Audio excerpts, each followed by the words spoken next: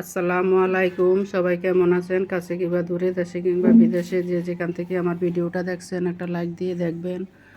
গতকাল বাজার থেকে কী নিয়ে আসলাম: আলু, পেঁয়াজ, ডিম, আটা, নিত্য প্রয়োজনীয় জিনিস।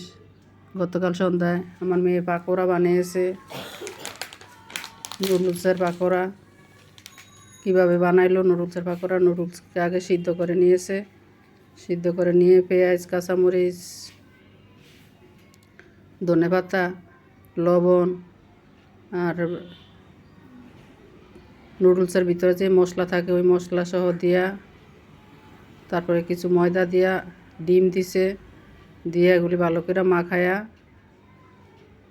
তেলে ভাজা পাকোড়া বানাইছে। ঠান্ডা কাশি ভালো হয় না, তো খাইলাম পাকোড়া, ভালোই লাগলো। পেঁয়াজ থেকে ভালো হয়েছে পাকোড়া।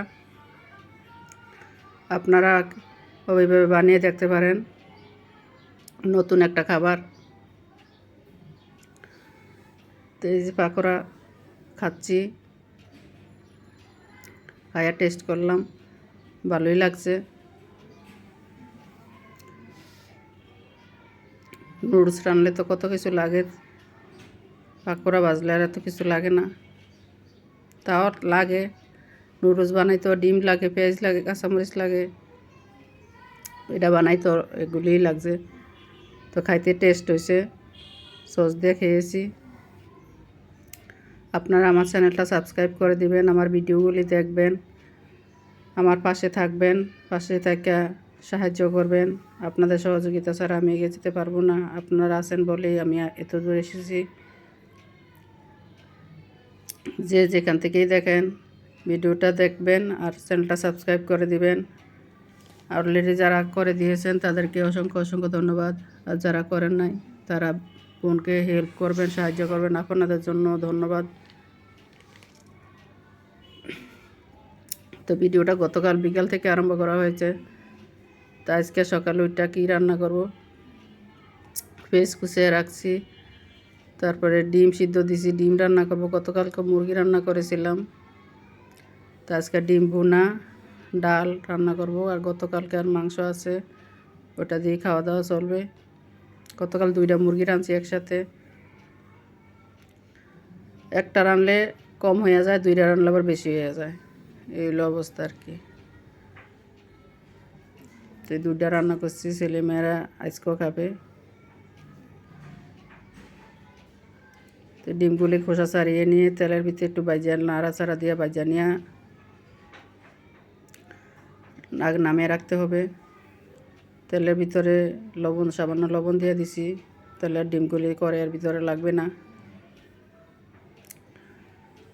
আশা করি আপনারা সবাই ভালো আছেন, আমার জন্য দোয়া করেন এবং আমার ফ্যামিলির জন্য দোয়া করবেন। আমিও আপনাদের জন্য দোয়া করি।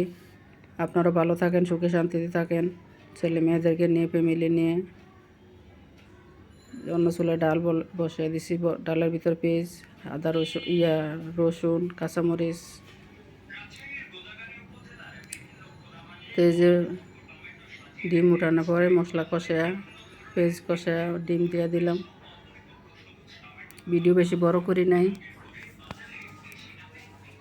ছোট্ট একটা ভিডিও, সবাই দেখতে পারেন এবং দেখবেন। দেখলে আশা করি ভালো লাগবে। একটা ভিডিও বানাতে অনেক কষ্ট, আপনারা দেখলে তা সার্থক হবে। ভিডিও বানাইতে গেলে রান্না করতে করতে দেরি হয়ে যায়, তারপর খাওয়া দাওয়া দেরি হয়ে যায়। তো ছেলে মেয়ে এখনও ঘুমাচ্ছে। আমি সকালে উঠাই আমার হাজব্যান্ড অফিসের কাছে রুটি বানিয়ে রাখছি, হাজব্যান্ডকে নাস্তা দিয়েছি, আর বাকি রুটি ভিজিয়ে রেখে দিছি। তো এখন নামাইছি, ছেলে উঠছে ঘুমার থেকে, ছেলের রুটি দিতে হবে।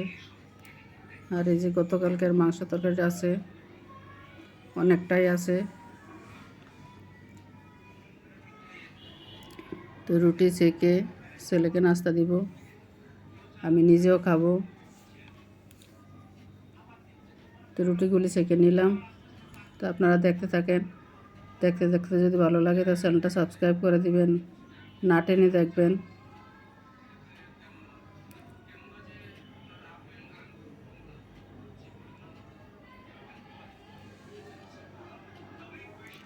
আপনারা যে ধরনের ভিডিও পছন্দ করেন, কাজা ঝগড়া, এই ধরনের আমার সংসারে কাজা ঝগড়া নাই। তারপর ডিম পোস্ট করলাম ছেলের জন্য নাস্তা দেওয়ার জন্য।